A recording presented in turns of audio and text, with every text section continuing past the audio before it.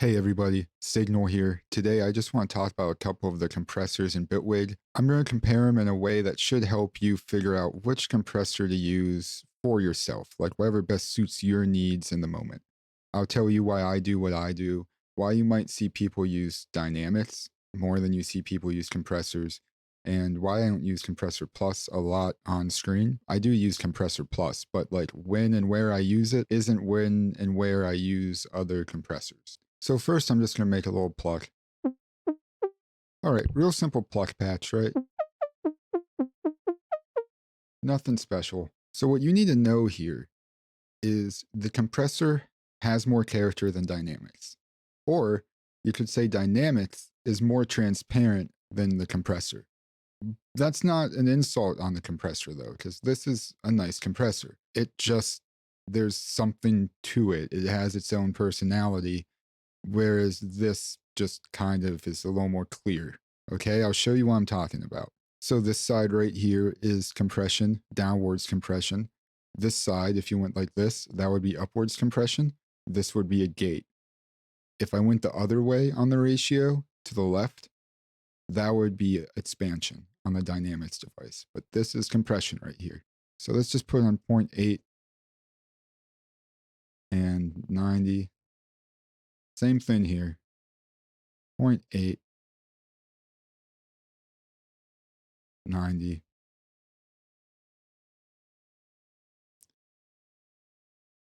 -10, that's already at negative. Oh, go back to -10. Now this is where the knee defaults when you load up dynamics. So that's where I'm going to leave it. It's not going to change what I'm going to show you. I'll just put it that way. It does, the knee is good to use though. I like to go like this, kind of give you a soft compression curve. Really good for a lot of different things. Now, no compression, compressor. Doesn't sound bad. Other compressor. You notice we got more gain reduction over here.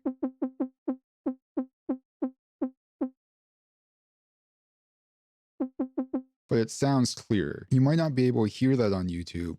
So what I'm going to do is take this high shelf like this. All right, I'm going to group this together.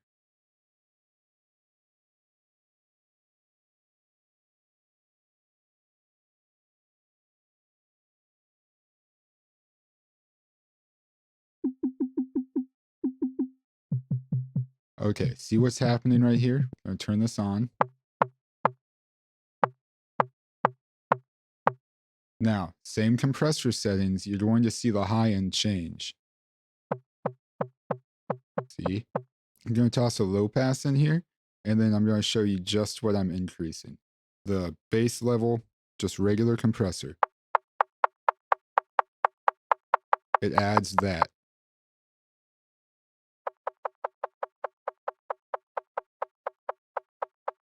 Same settings. I can play with the knee, harder knee.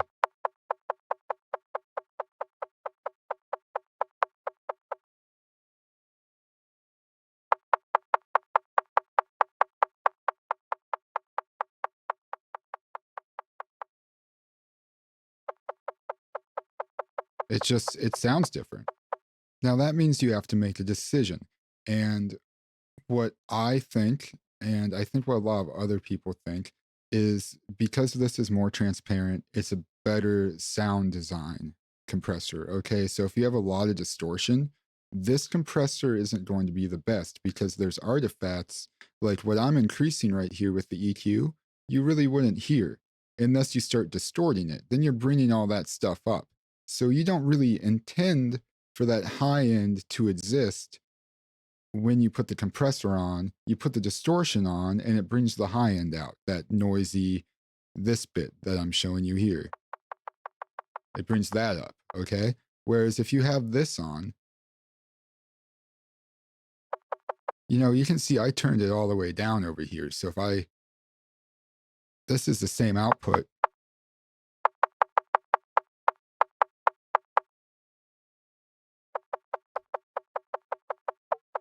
Okay, so which do you think is going to sound better if you have a distortion on each side of it? Probably the dynamics device. This is still a great compressor though, and like I said, it has character. So if you want to add character to maybe a pluck, then it might be a good idea to put this compressor on. But if you know you're going to compress it for like another 10 to 12 plugins, use the dynamics device because you won't hear it as much as you'll hear this compressor. Lastly, we have the Compressor Plus. Now, how much you use this is going to depend on how much your computer can handle it. I'll usually use it more towards the start of my chain or towards the end of my chain, meaning I'm going to put it on something I'm going to bounce out, or it's more of a bus compressor for me. So, this is a device that you just kind of want to spend time with and get to know what you like out of it. For instance, I really like the transistor. I also like the saturate, but it uses a lot of my CPU. Look at that. I'm going to take it off. See that? That's like 25%. So I don't use that a lot. I don't use that a lot, but it's good. That's why you have to play with these devices and figure out what works for you. Don't just look at all the YouTubers to try to figure out what compressor to use where, because we have kind of detailed reasons for using all these compressors when we do. What is very handy about this compressor is it's multi-band.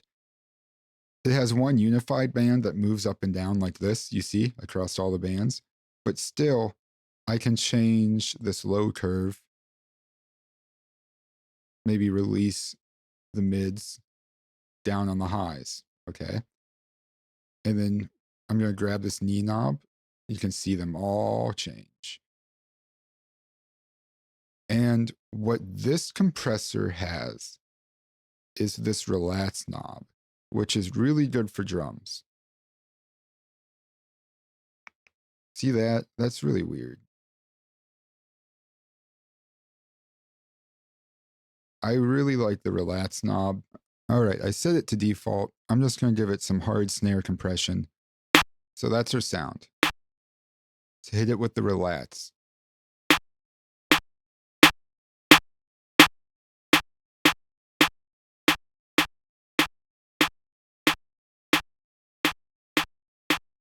So these two knobs together, very much worth playing with if you're working on drums especially.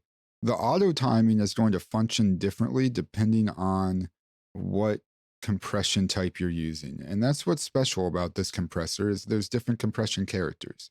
I do believe this is like your MIDS bus compressor, the glue. Very good to know how these work. We have smooth. If I take resist and use the auto timing,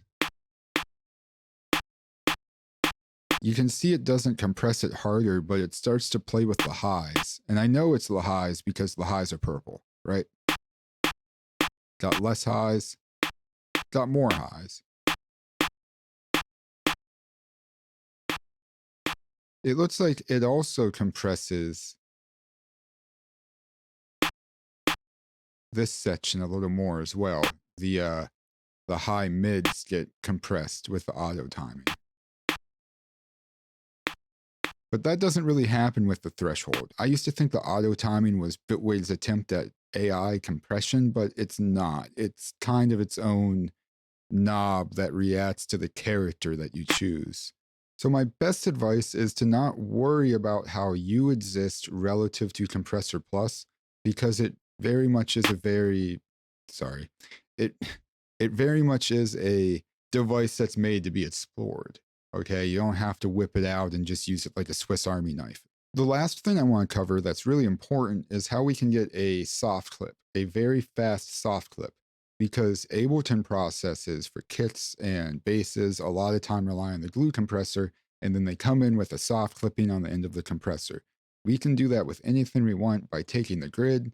We're going to put a tool on the inside so we have some gain control, volume, like that. Now click this module, the audio out. Over here, clipping. Off, hard, soft. See, I got clipping when it pulses. This is really good on sub basses, clean kick drums, clean basses. Let's drop a sub on there. Okay. Turn it off. Compressor. soft clip, no soft clip,